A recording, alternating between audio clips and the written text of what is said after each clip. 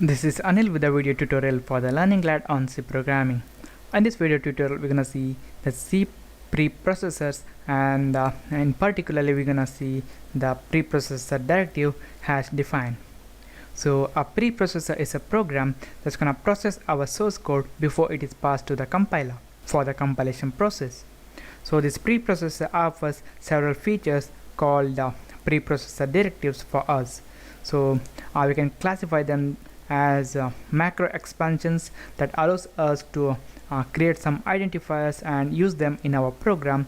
Then we can include some files using some preprocessor directives that are made for file inclusion. Then we have some conditional compilation preprocessor directives, then some miscellaneous directives. So for the file inclusion, we have already used this hash include preprocessor directive. Now we're gonna begin with our preprocessor directive hash define. Let's see the syntax of this hash define preprocessor directive. So to use any preprocessor directive, first we have to prefix them with a hash symbol. Then we have to use the preprocessor directive. In this case, we are dealing with hash define preprocessor directive. That's why we're gonna write hash define. Then we have to write the macro name. As you can see here, a space should be added here after this preprocessor directive define and a macro name. So the space between this hash and define is optional. If you want, you can add it or you can ignore it. So then after this macro name, we have to write the character sequence. So this macro name is the identifier that we are going to use in our program, and this character sequence is the characters or the values that going to be replaced wherever we use this macro or the identifier. Notice that there is no semicolon in this statement. There may be any number of spaces between the identifier and the character sequence. But once the character sequence begins, it is terminated only by a new line. Now we're gonna create an identifier using this hash define, and we assign it with some character sequence or some value. Then we're gonna use that in our program.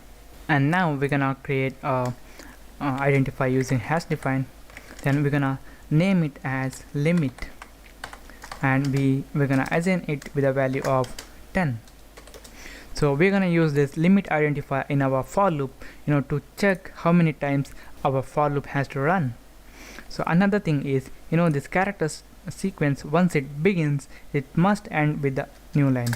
So here we are writing this macro name or the identifier name in capital letters. It is not compulsory, but if we write it in the capital letters, then when we read our source code, we'll come to know that okay, we are using identifier or a macro here, just for us to read our program easily. So now we're gonna use this limit identifier in our program. So first we're gonna create a counter variable. Then we're gonna use our for loop. Inside the for loop, we're gonna write counter equal to 0. Then we're gonna make it to 1. Counter is less than or equal to limit. Then we're gonna increment our counter variable, and here inside this for loop we're gonna print our counter value. It's gonna be %d, then a new line, then it's gonna be counter. So here we are using this identifier limit. When we compile our program, before that compilation process, our preprocessor program is gonna run. So our preprocessor first search for any macro definition. So here this is called a macro definition. So here when it encounters a macro definition, it's gonna search for that macro name or this identifier in our program. So when it finds this identifier or the macro name, it's gonna replace it with a value specified as here. So our preprocessor program is gonna replace this limit with a value of 10. We can refer this limit as many times we want. So it's gonna be for counter equal to 1, counter is less than or equal to 10 counter plus plus after our preprocessor program finishes its processing. So now we're gonna save our code, compile it, and we're gonna run it. So as you can see here, our for loop has ran 10 times. That's because here the condition was 10. So the next thing is, once a macro name is defined, we can use it as part of the definition of other macro names. Let's say we are defining a macro called top, and we can use this limit here, limit plus 1. So we can use this top macro here also. Compile it and run it. So as you can see here, our preprocessor program has replaced this top with this 10 plus 1. That's because this limit has the value 10, then this counter is less than or equal to 10 plus 1, that's 11. That's why our for loop has ran 11 times. So we can close it. Similarly, if you want, you can define a string value also. Let's say hash define name. I'm gonna say identity.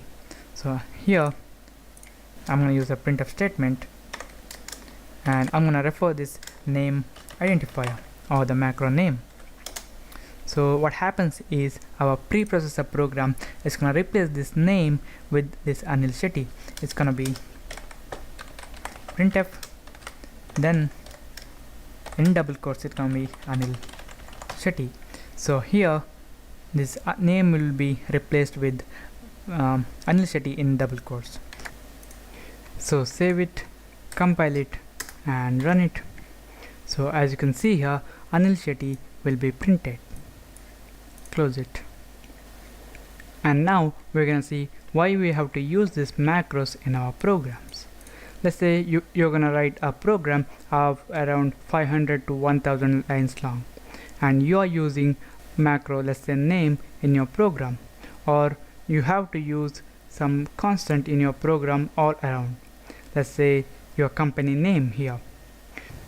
You are referring this name macro in your program several times.